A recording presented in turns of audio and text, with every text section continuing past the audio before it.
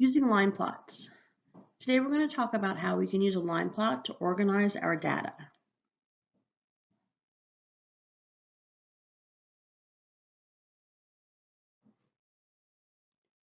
So we know how to use a table to record our measurements. So let's say that we looked around our classroom and we found a few different objects and measured them with a ruler. So here you can see that I've made a table to record that. So I measured my glue stick and it was 2 inches long. I found a piece of string that I measured, it was 4 inches long. I found a feather that was 6 inches long, and then I measured a pair of scissors, and those scissors were 4 inches long. And I recorded that all up here in this table. So now I'm going to show this data on what we call a line plot. A line plot is a type of graph, and this should look familiar to you. It looks kind of like a number line. So what we do is we mark above each one to show how long the item is. So we're going to start up here with our glue stick. Our glue stick was 2 inches long. So I'm going to put an X above 2 because it was 2 inches long. Our string was 4 inches long. So I'm going to put a mark above the 4. Our feather was 6 inches, so there's my 6 inch. And the scissors were also 4 inches. So now take a look at this. What we can see is that we have one item that was 2 inches long, 2 items that were 4 inches long, and 1 item that was 6 inches long.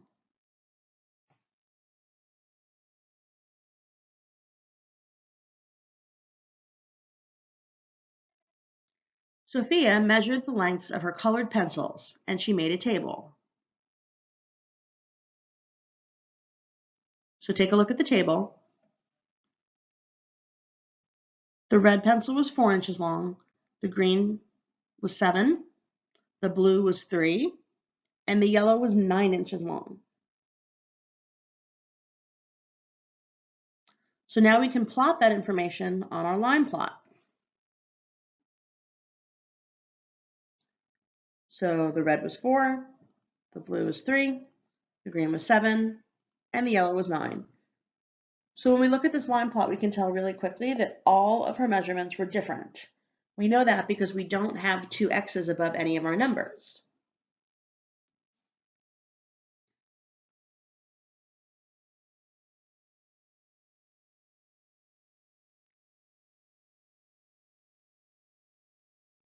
We can use this chart about the lengths of different feathers to make a line plot. So pretending you went outside and found all of these feathers and measured them in centimeters and made this chart. This is really hard to read because there's so many of them. So what we can do is make a line plot. When I make a line plot like this and have lots of different measurements, I like to cross them out as I go so that I know that I've used them. So we have 7, 9, 6, 7, 5, 4, 8, another 5, 6, 7, 6, 8, and then 4, 6, 4, 6. So now look how neat and organized that is. We can tell by looking at that really quickly that most of the feathers were 6 centimeters. And we can use this information to answer questions. So take a look at this and tell me how many feathers were 5 centimeters long. Well, let's find our 5 centimeters. And how many X's do we have? 1, 2. So there were 2 feathers that were 5 centimeters long.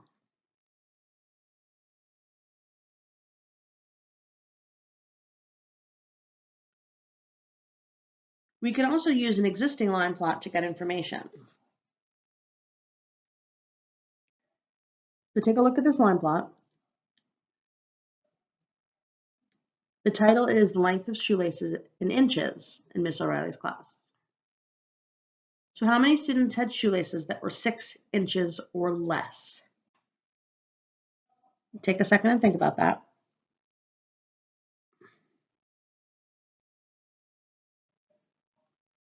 Well, 6 inches or less.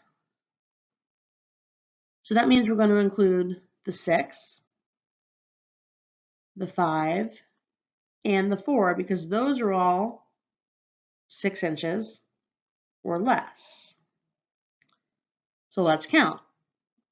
We have 4 here, we have 2 here, and we have 1 here. So 4, 5, 6, 7. So that means that 7 students had shoelaces that were 6 inches or less.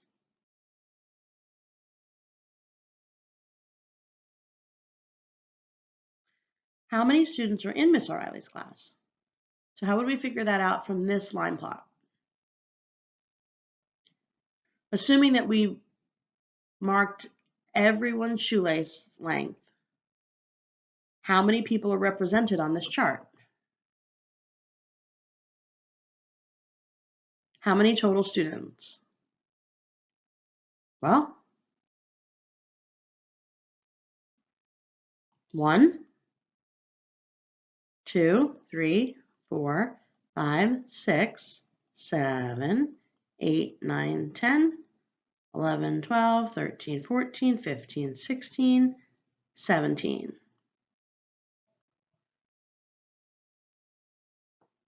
So there were 17 people in the class.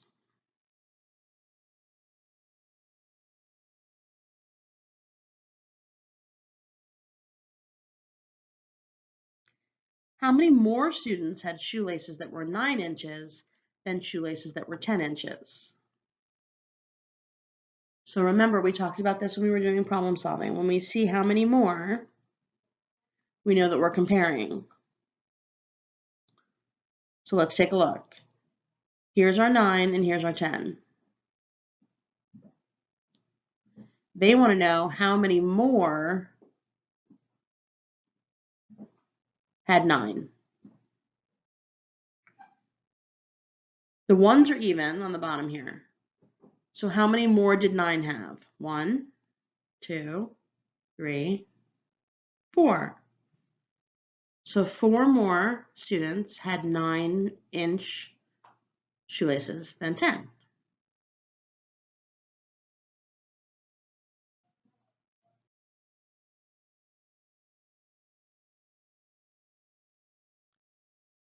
This line plot shows the length of hair in inches in Miss Kelly P's class. Take a quick look at this line plot.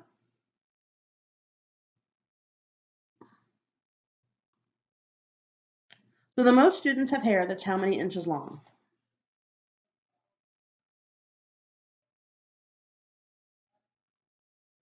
What we're looking for here is the most X's above a number.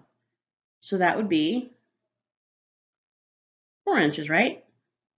I don't even have to count them. I can just see that 4 has the most X's based on height.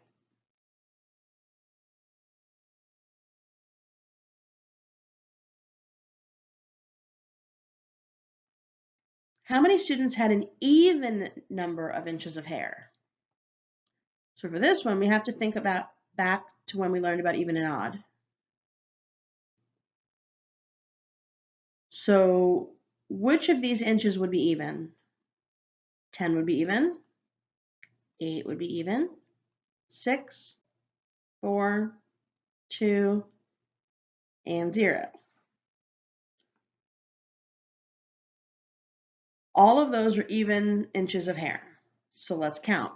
1, 2, 3, 4, 5, 6, 7, 8, 9, 10, 11, 12, 12. So that means 12 students had an even number of inches of hair.